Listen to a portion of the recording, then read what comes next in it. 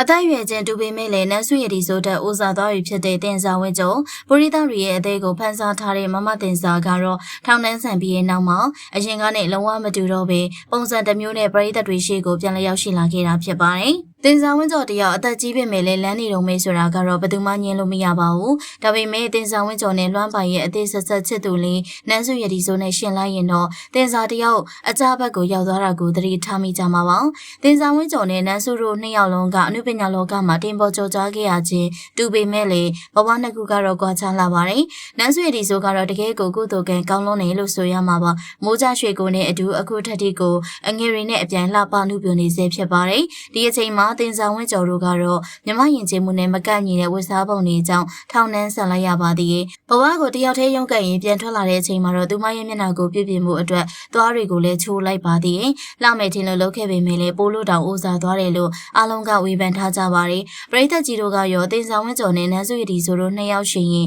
ဘယ်သူကိုပို့ပြီးတော့သဘောကျလဲဆိုတာမှတ်ချက်ပေးခဲ့ပါအောင်ရှင်။